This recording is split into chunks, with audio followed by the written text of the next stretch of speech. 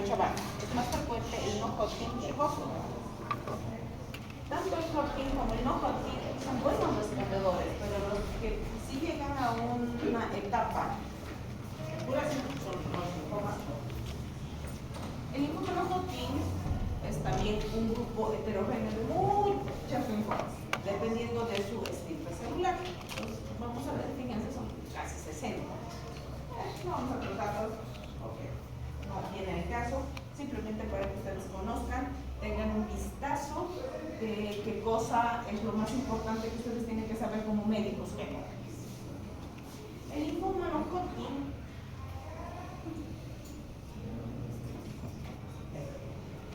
puede afectar todo lo que es tejido linfoide. A diferencia del Hodgkin, que no tiene una presentación extraganglionar, esta sí. Esta puede presentarse en estómago, amígdalas en cabeza, en boca, amígdala, en retroperitoneo, en mediastino, en todo lado. Tiene una distribución anárquica, no es reglada como lo es el linfoma Hodgkin. Entonces es un tumor que muchas veces se lo diagnostica de forma casual. Fíjense, hasta en recto hay linfoma.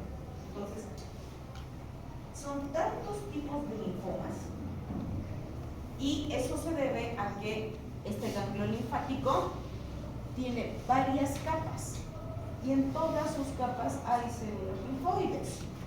Entonces, dependiendo de dónde se forme o de cuál sea la alteración, cuál sea la célula alterada, se va a formar un distinto tipo de linfoma. Y que les he dicho, mientras más indiferenciada es la célula, es más leucemia, y más madura sea la célula, es linfoma. Y hay un punto de convergencia en el que es una leucemia, pero se trata como un linfoma. Entonces es bien complejo esto. Y ustedes pueden ver leucemia y linfoma de linfocitos B, linfoma folicular, linfoma difuso de células grandes, linfoma Burkitt, linfoma de células del manto, linfoma linfoplasmocítico, linfoma de la célula marginal, la tricoleucemia, es parte de los linfomas, los mielomas, como vamos a ver en el siguiente tema, también son una parte importante que no se olviden que el plasmocito se convierte en plasmocito aquí, es linfocito B hasta que llega aquí y recién aquí termina de especializarse en plasmocito. Entonces, algunos mielomas también son considerados linfomas. Entonces, repito, mientras más inmaduro es leucemia, mientras más especializado es linfoma. Entonces, ahí para que ustedes vean, ¿ya? En términos generales.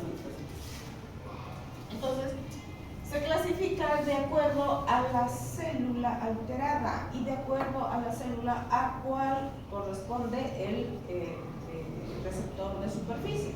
Entonces, fíjense, Burkitt, LLA de células B, el CEMIC es un gen que participa en la formación de los ¿qué están viendo? Linfomas. Ahí el CEMIC, el capa, y la verdad vamos a ver en la parte de mielomas qué cosas son. Estas son parte de la estructura de los anticuerpos, el folicular, el BCL, células de manto, linfocitos de células pequeñas, leucemia linfocítica crónica, de células grandes B, anaplásico ganglionar, maltomas. Los maltomas son típicos del estómago, no se olviden que dentro de las capas musculares del estómago tenemos una capa de células linfoides. Entonces ahí se forma el maltoma. Entonces depende de la célula, depende del sitio y depende del receptor de superficie. Y aquí tiene el chorizo de linfomas. No vamos a tocar cada uno de esos, no corresponde, simplemente saber que existen tres grandes grupos de linfomas, de bajo grado, de grado intermedio y de alto grado. E incluso la OMS ha dicho mucha confusión de alto grado e indolentes, punto. los generales de linfomas de alto grado y los indolentes. Los indolentes son los que están mucho tiempo y calladitos, sin escocer, sin doler, sin nada. Y que cuando se convierten, porque se convierten en alto grado, explotan y son terribles. Ahí también está la otra clasificación de precursores B, precursores maduros y de células T. Entonces, son un chorizo. Son muchas formas de clasificar, cada uno con un tratamiento específico. Ya les he dicho que nosotros lo que necesitamos es el receptor de superficie, el CD. El CD a nosotros nos dice cómo tenemos que tratar, si lo vamos a tratar como leucemia o lo vamos a tratar como linfoma.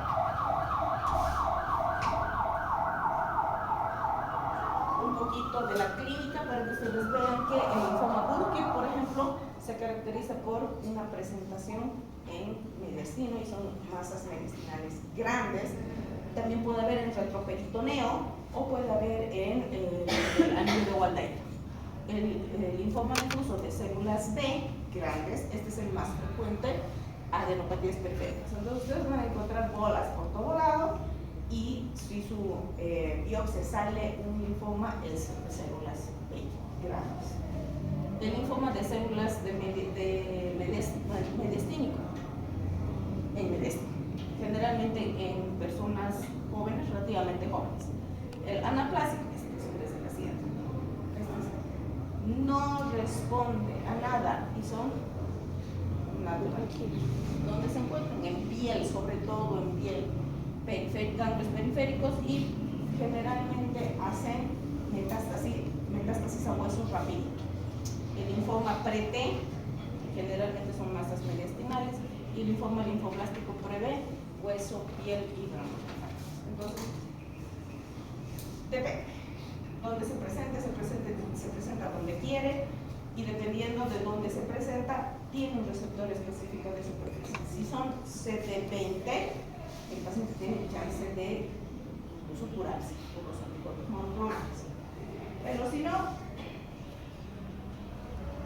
responden muy bien a los tratamientos, excepto los de alto grado, responden muy bien a los tratamientos, pero es un tiempo.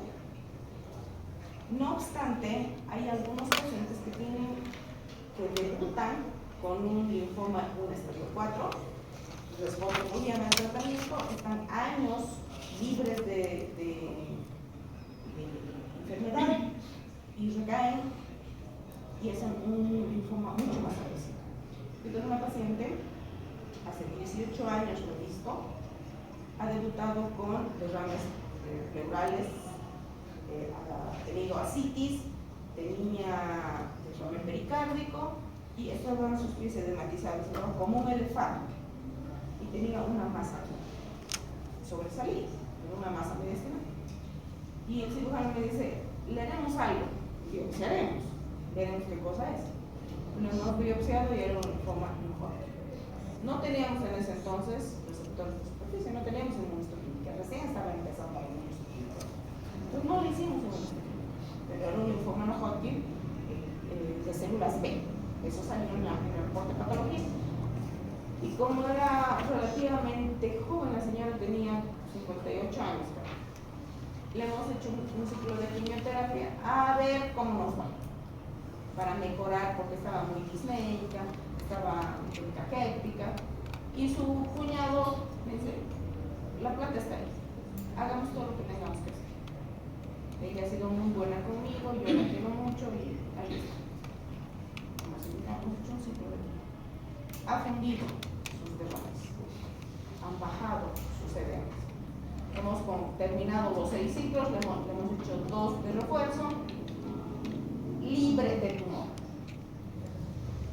Pasó a controles, hemos hecho controles semestrales durante un año y se me perdió. Se desapareció. La hermana viene 6 años después a hacerse tratar ella al hospital. Y yo le he preguntado, ¿y qué es de doña Elizabeth? Está cosechando quinoa en Potosí. Que venga por lo menos a decirme, pues solo, a visitar después de tantos años. Ha venido.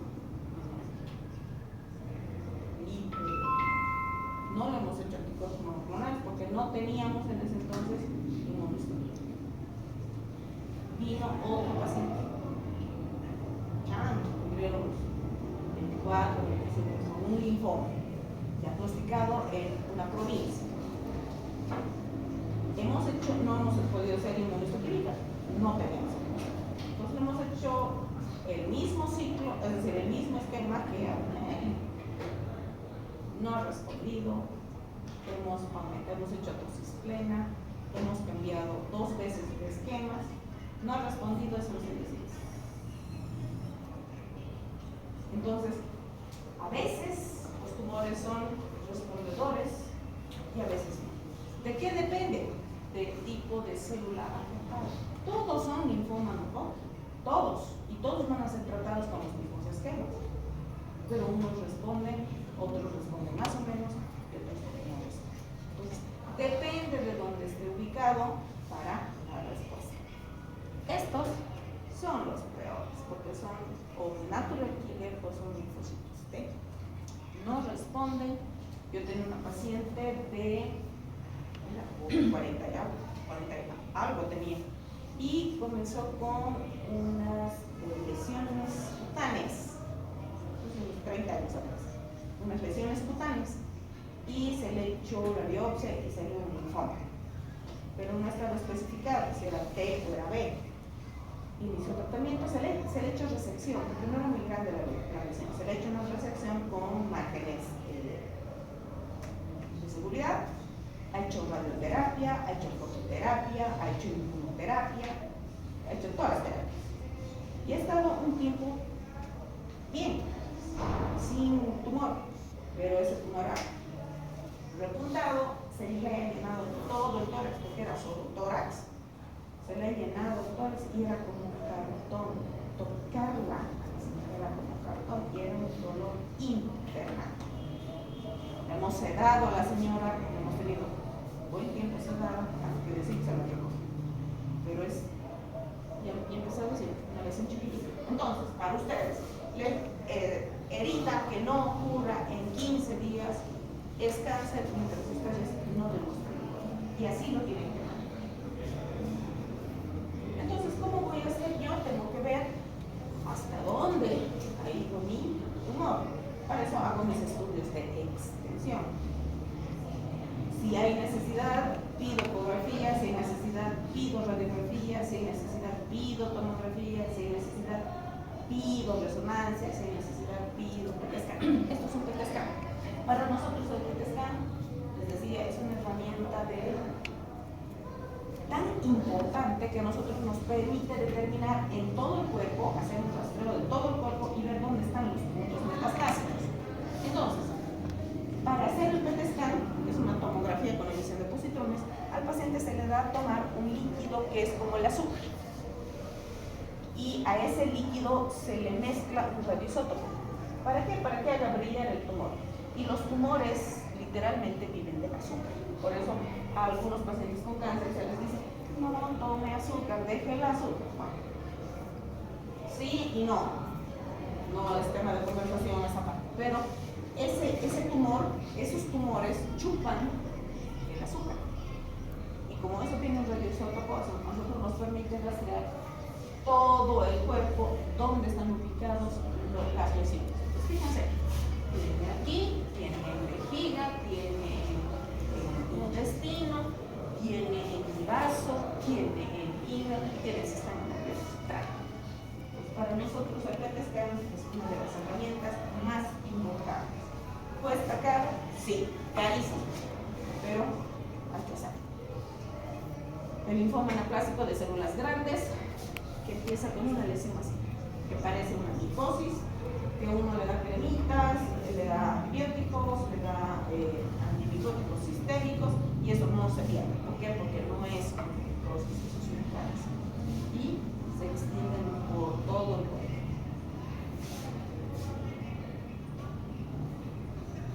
Una pregunta que me hacen siempre los pacientes: ¿es contagioso?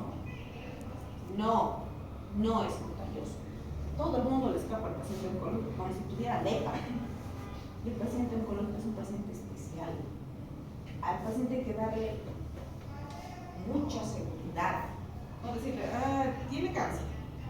hay que tener mucho tacto para decirle a una persona que tiene cáncer, porque aunque nosotros tengamos una batería de tratamientos que sí son efectivos y que pueden no solo prolongar, sino mejorar la calidad de vida de los pacientes oncológicos, tenemos nosotros aquí adentro en nuestro cerebro de que persona que tiene cáncer se va a morir. No es así. Soy sobreviviente yo al cáncer. Yo soy sobreviviente al cáncer.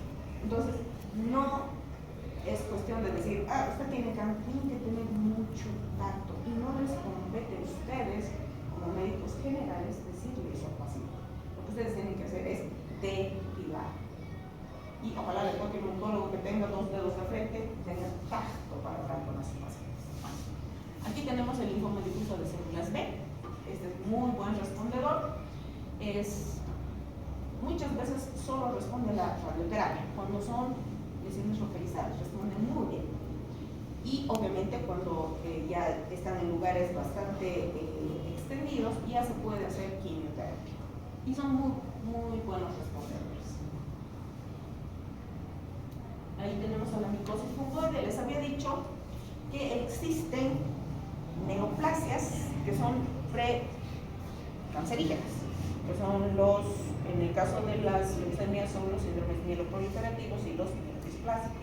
En el caso de los linfomas, sobre todo los linfomas cutáneos, la micosis fungoide no es un cáncer, pero es una etapa antes al cáncer que va a convertirse en un cáncer cutáneo. Entonces lo ideal es salvarlo acá.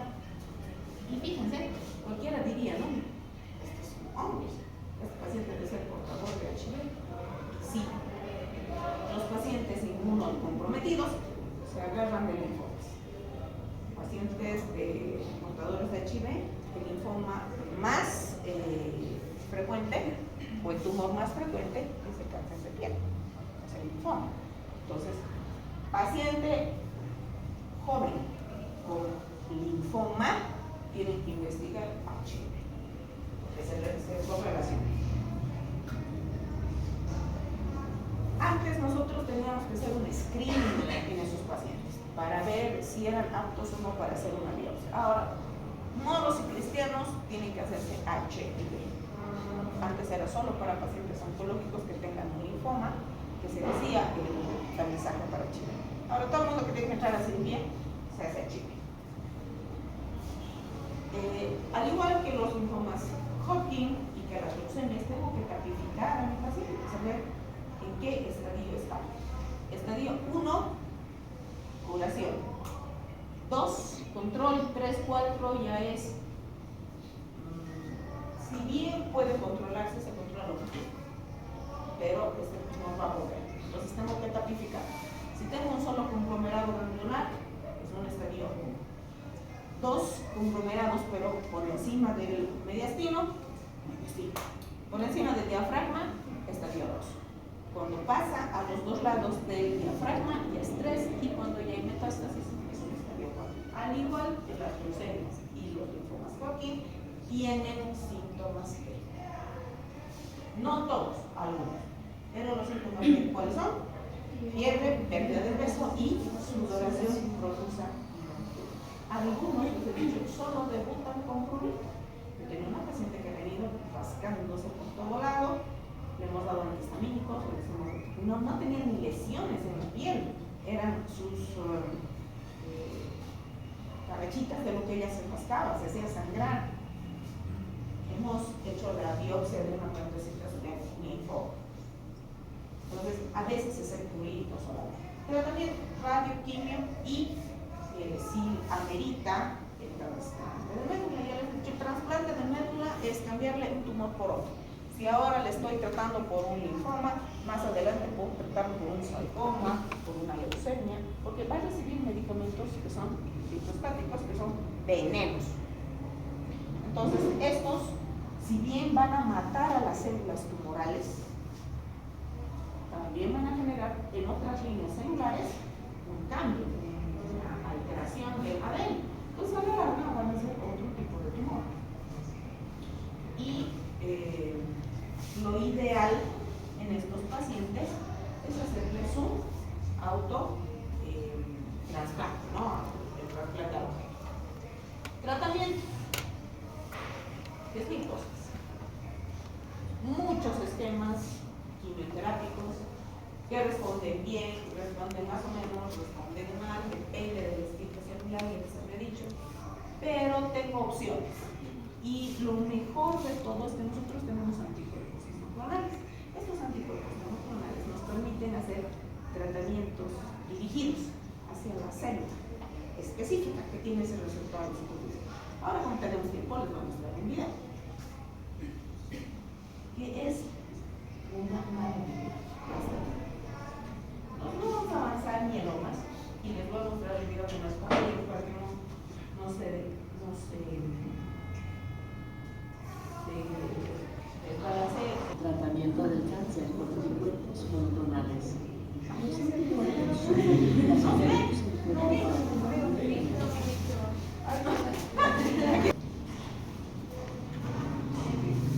bloquear, marcar y transportar. Tratamiento del cáncer con anticuerpos monoclonales. Los anticuerpos son moléculas que produce el cuerpo para combatir gérmenes. Los anticuerpos monoclonales son similares, pero se producen en el laboratorio. Los médicos los usan para encontrar o tratar.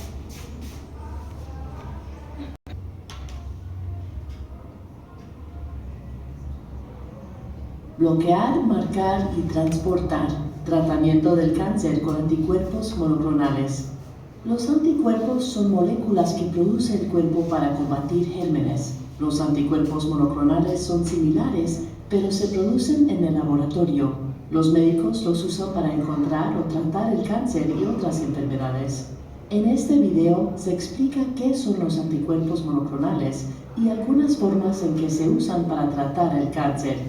Los anticuerpos tienen forma de Y, se unen a su diana molecular, es decir, cada anticuerpo se dirige a una sola molécula específica. El anticuerpo y su diana encajan como las piezas de un rompecabezas. En el laboratorio se crean muchas copias idénticas de un anticuerpo monoclonal capaz de unirse a su diana molecular en la superficie de la célula cancerosa. Los anticuerpos monoclonales se usan para bloquear moléculas que las células cancerosas necesitan para multiplicarse, marcar células cancerosas para que el sistema inmunitario las destruya o transportar sustancias que dañan estas células. Por esta razón, son útiles en un tipo de terapia dirigida para el cáncer. Por ejemplo, el trastuzumab es un anticuerpo monoclonal que se une a HER2, una molécula que se encuentra en la superficie de algunas células cancerosas. Al bloquear HER2, las células cancerosas no reciben la señal para multiplicarse. Otro ejemplo es el bloqueo de VEGF, una molécula que hace que los vasos sanguíneos crezcan. El anticuerpo monoclonal bevacizumab bloquea VEGF e impide que crezcan los vasos sanguíneos nuevos que el tumor necesita para sobrevivir. El pembrolizumab es otro anticuerpo monoclonal que se une a los puntos de control inmunitario en las células inmunitarias. Al bloquearlos, ayuda a que las células inmunitarias destruyan las células cancerosas. Otros anticuerpos monoclonales marcan las células cancerosas para su destrucción. El rituximab es un anticuerpo monoclonal que marca las células cancerosas cuando se une a una molécula llamada CD20. El sistema inmunitario detecta estas marcas y destruye las células cancerosas. Otros anticuerpos monoclonales que sirven para combatir el cáncer transportan medicamentos, toxinas o sustancias radiactivas a las células cancerosas. El brentuximab vedotina es un anticuerpo monoclonal que lleva unido un medicamento de quimioterapia. Cuando el anticuerpo se une a su diana en las células cancerosas, libera el medicamento de quimioterapia que las destruye. Los investigadores siguen estudiando los anticuerpos monoclonales porque son una forma muy precisa de tratar a los pacientes de cáncer. Cancer.gov/español/monoclonal. Material gráfico y dibujos animados de Terence Winslow. Como para quién, porque los niños de kinder entienden. Entonces nosotros utilizamos anticuerpos monoclonales para tratar pacientes con leucemias, con linfomas y con mielomas, porque ya han visto que los anticuerpos son mezclados, no son anticuerpos del paciente solamente, son fabricados en un laboratorio y son modificados para que coincidan, así como han visto, como piezas de rompecabezas. Entonces, es una fantasía. ¿Es real? Es real. Yo tengo un paciente que ahorita debe tener unos 7 años de control por un linfoma no Hodgkin. Él ha debutado ingresó al hospital por un dolor abdominal, pensaron que era un problema biliar, le hicieron una ecografía y encontraron una masa. El cirujano me llama, me dice que tengo una masa medio rara aquí, le pedimos tomografía y era una masa gigante, gigante. Y comenzó a hacer una insuficiencia renal porque el tumor estaba comprimiendo hacia atrás sus uréteres. Y hablamos con el nefrólogo que por favor no los viabilice vía urinaria porque ya estaba haciendo un fracaso renal. Viene el urólogo y dice, le vamos a hacer doble J, le vamos a poner un catéter doble J, que es un catéter que va a entrar directamente por los uréteres a los riñones para que la orina derive hasta la vejiga. Le pone uno, al otro no ha podido ingresar y me lo deja todo el fin de semana sangrando. Su creatinina, que estaba en 4, ha llegado a 12, me ha hecho una insuficiencia renal, lo hemos tenido que dializar. No hemos utilizado el catéter, le hemos hecho una cateterización percutánea, o sea que orinaba a una bolsita. Se ha normalizado el riñón. Sobre la marcha le hemos iniciado el tratamiento con el esquema CHOP, que es el esquema estándar, y hemos iniciado con el rituximab. Ha hecho 6 ciclos más 2 de refuerzo y ha debido hacer unos 6 ciclos de rituximab. Chango, 28 años. Una respuesta espectacular. Pasó a controles, ha hecho control 2 veces, creo. Se perdió, porque esa es la costumbre de los pacientes. Se perdió. Un año después viene su hermana con un cáncer de mama. Le hemos tratado a la hermana. En este momento su hermana está con mantenimiento hormonal. Y le digo, tráeme a tu hermano, que todavía está vivo, libre de tumor. Son 7, 8 años que tiene libertad de movimiento. Y al chico lo hemos jalado así de la pata, porque ya se lo estaba llevando San Pedro. Entonces, estos tratamientos son espectaculares, son una maravilla. El problema es este.